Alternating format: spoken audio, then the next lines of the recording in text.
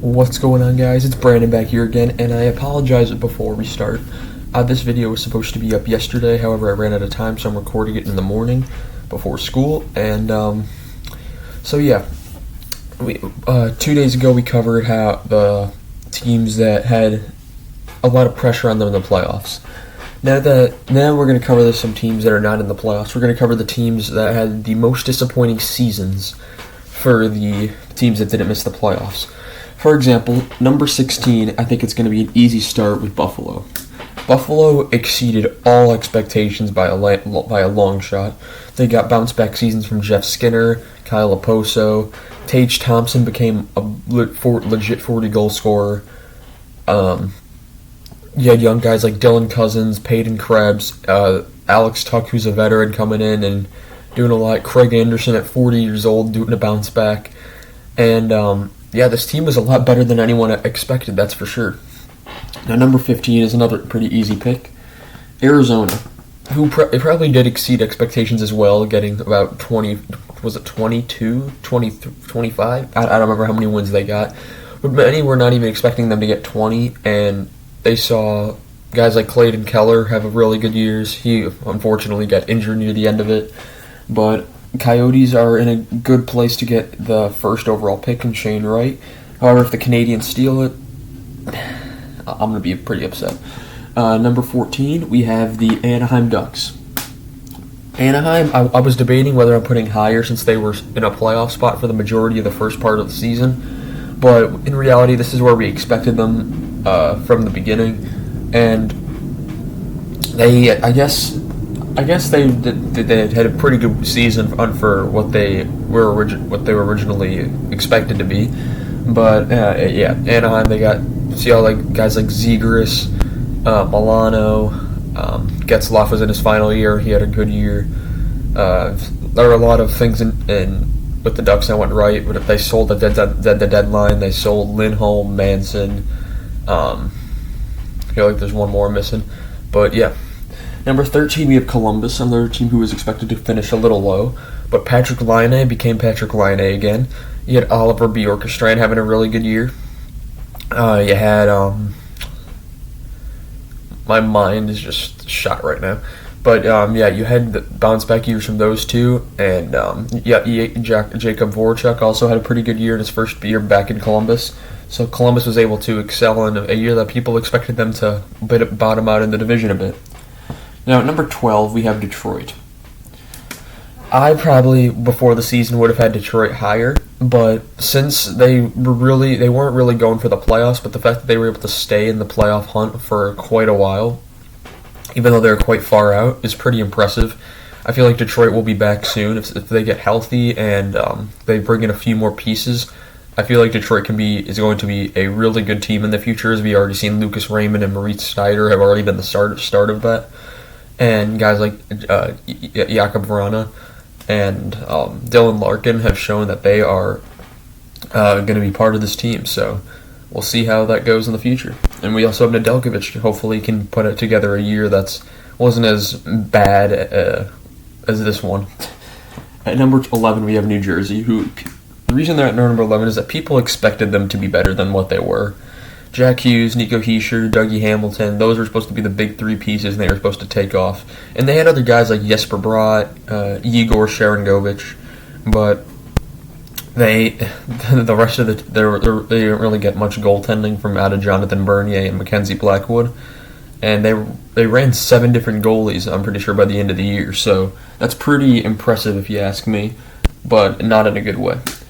Number 10, we have Ottawa.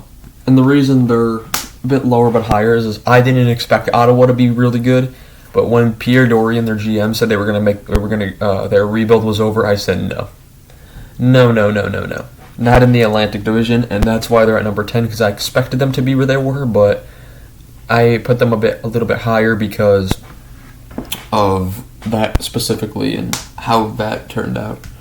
Number 9, we have San Jose. I think we expected San Jose to miss the playoffs, but they believe they're in playoff contention, and once again they finished pretty low in the standings. I'm pretty sure they finished 13th in the conference, if I'm correct. Excuse me. But yeah, they finished 13th in the conference in the West, and the reason that they're at 9 simply because they didn't perform, and we expected them not to be in the playoffs, but we should expect with this much talent on the roster that they would be doing better than they are. It's really just a bunch of 8-year deals and then a bunch of random young guys trying to make a name for themselves, and that's not really the recipe for some success. Number 8, I couldn't put anyone else but Seattle. Out of the expansion draft, we knew Seattle had screwed up some things. Such as, for example, the pick they took from Chicago was John Quenneville, who they didn't even sign. Why? But yeah, Seattle was I expected them to be much better than they were, and that's the reason they're at 8. Like, after they're seeing their roster, I thought maybe they'll keep the pucks out of the net, but they couldn't. They couldn't keep a puck out of the net, so that's why Seattle's at 8. At number 7, we have Montreal.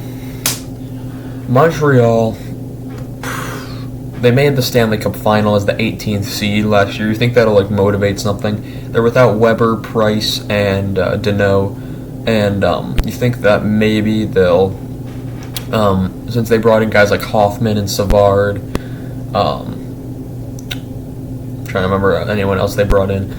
It's been a while now, but yeah, you think they were trying to replace guys, and it turned out that just didn't work replacing them, and they finished dead last in the league, which is something that I can only remember the 2002-2003 Hurricanes doing after they went to the final, and they just bottomed out the next year. But yeah, Montreal is a disappointing year for sure, but if they get that first overall pick, it'll all be worth it, unfortunately for us. At number 6, we have Chicago. Chicago, for me, had a very disappointing year. They brought in Marc-Andre Fleury, Seth Jones, Jake McCabe, Caleb Jones, Tyler Johnson, and what they got was 14th in the West. All for that. Hagel had a really good year, and then they traded him. Fleury was good, and then they traded him. This team's going into a rebuild, so the disappointment scale is they're probably going to fall down which is better. It's better to be on the lower side if you haven't noticed.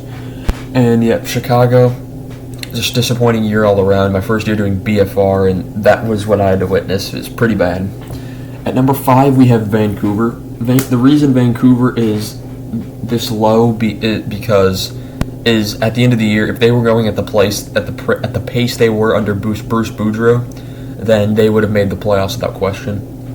However, they didn't fire Travis Green soon enough, and they missed out on the playoffs because of it. So Vancouver, I think they'll be back next year. I think they have a good shot at being in the playoffs next year, but we'll see when it comes down to the offseason if they do anything that could possibly solidify their playoff position in my eyes next year. Cracking the top 4, we have the Islanders. The Islanders, the reason they're this low is because of that rough road trip to start the year, 13 games without any home, and then when you finally got home, you were kind of just done already. So, the Islanders, I think they'll definitely be back next year, I'm sure. It's probably just a one-off year. But yeah, the Islanders, disappointing year for them, as many people had them going to the Cup final. I had them losing in the conference final again, I think, but at the start of the year, that is. But we'll see how that goes. At number 3, we have Philadelphia. Talk about a team that just... Wow. I didn't want to say what I was going to say on camera. But, Philadelphia, they bring in Cam Atkinson, who's the only consistent player on their team. You have Rasmus Ristolainen, who they not only was bad for them, but then extended to a 5-year contract worth an absurd amount of money. And this team isn't going to go anywhere. They already traded Claude Giroux, and this team's not going to go anywhere. And I don't know what else you can do about it. It's just it's a mess out there, and I wouldn't be surprised if they missed the playoffs for the 3rd year in a row next year. Number 2, we have Winnipeg.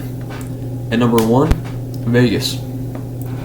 Winnipeg is such a good team on paper, and they just did not perform. When you have Scheifele, Wheeler, Connor, Ehlers, Dubois, Morrissey, Hellebuck, that's 7 guys right there that should already guarantee you a spot in the playoffs. And they weren't even they were, I would say, I think 11th, 10th, 11th in the conference. They weren't even like in the top 10. And I don't know what you do from here. Maybe it's a one-off year. Maybe they're just, it might be Mark Scheifele's last year in Winnipeg, and maybe they'll get something back for him. But it was just a awful year for Winnipeg from with the success they had last year in the playoffs, eventually losing in 4 to Montreal. That it's a wonder if what actually happened there. They swept Edmonton, but then got swept. But this year, it's like they just fell out of it. Number 1, without question, is Vegas. Vegas brought in Jack Eichel. They have Max Pacioretty, Mark Stone, Jonathan Marchessault, Riley Smith, Alec Martinez, Shea Theodore, Alex Pietrangelo, Robin Leonard. They traded out Marc-Andre Fleury, which allowed them to get that. They traded out Alex Tuch. They also have William Karlsson. And the reason they didn't make the playoffs, quite honestly, is injuries. And I forgot Evgeny Dadonov. And, when you're this far over the cap and injuries are plaguing your lineup and you can't even play your full lineup, there's quite an issue there. And what you do with Evgeny Dadonov is probably going to be gone just for cap reasons. Not that they could actually trade him, even though he had a no-trade clause that no one knew about. But yeah, this was just a catastrophe for Vegas. And this is their first year not making the playoffs. Will they be back next year?